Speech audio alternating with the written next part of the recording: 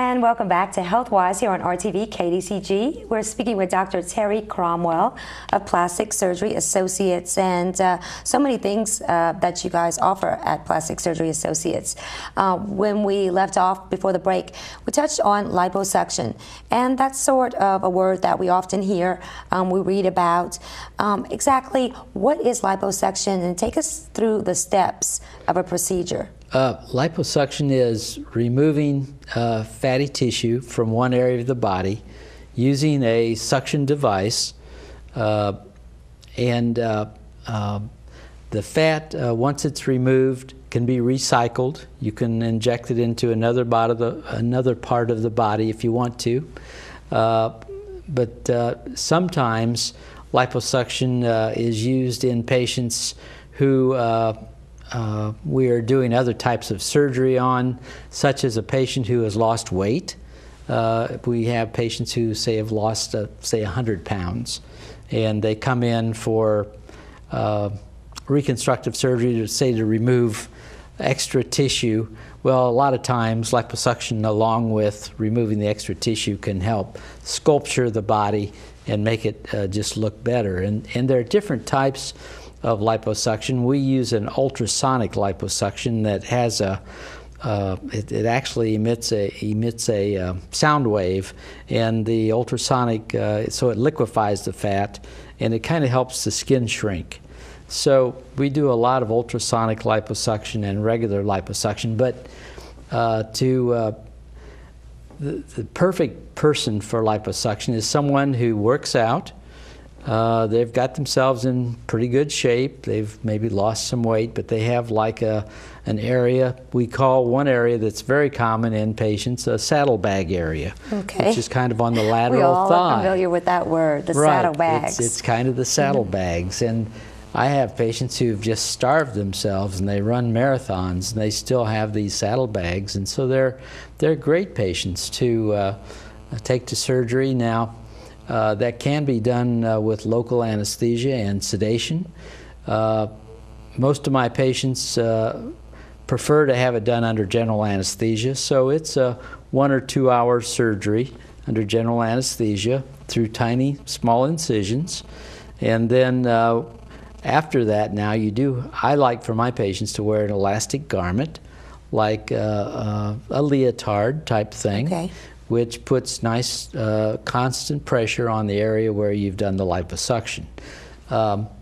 The liposuction, when you take the fat out, leaves these little tunnels where the fat used to be. Okay. So your body likes to put fluid in those tunnels. So if you wear the compression, it makes your healing much faster, and it makes your result, I think, better more quickly.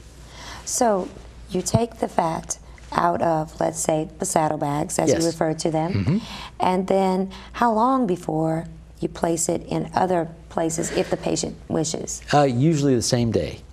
Do you make any recommendations on, if someone goes in there and they know right away, or all they know is they want the saddlebags gone, do you maybe make recommendations as to where they may want to place the fat, or do they make that recommendation? How do we know where it needs to be placed and how much? Some patients will have a little defect somewhere where, let's say we have a patient who's had a lumpectomy for breast cancer, and following their surgery, their breast looks fine, but they have this little indentation that they want filled out. So they come in have their saddlebags done, or say a liposuction of their abdomen or somewhere that they don't like the fat. Well, that's a great time to harvest that fat and take part of it and fill the lump up in their breast and make a normal contour there.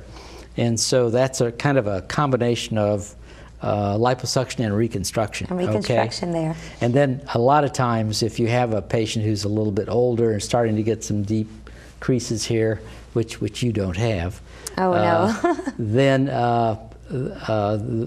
that fat can be placed in those very nicely and fill those out. And it's been my experience that a lot of that fat, maybe 20–30% of it, will last. In some of my patients, I've seen it last now 7–10 years.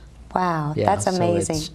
So let's talk about when you remove, just say, we'll go with the saddlebags. Yes. Is there a chance that they will come back? Well, yes, there is. And what do you do to prevent, or how do you maintain? Some patients after liposuction think they can go out and they can just eat up the world. Well, of course, we're celebrating, yeah. Right, and if you do that, the few fat cells you have left there will still get, I think, probably larger than you would like. So it is important for patients who have liposuction to plan after their surgery to keep their diet moderate and to keep their exercise moderate. And now another thing, and I know you've talked to this to other doctors, smoking. Patients who smoke don't have as good a result with any of the surgery that we do as patients who don't smoke. So your lifestyle after liposuction is very important because, yes, you can get some of it back. It always kind of leads back to that diet and lifestyle. It does. Very much so.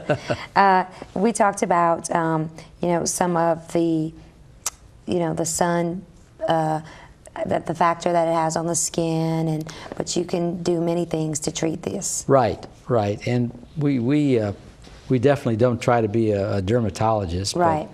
But we in patients who are going to have a facelift, it's very helpful if their skin is in great shape. So sunscreen for us is very important for those patients.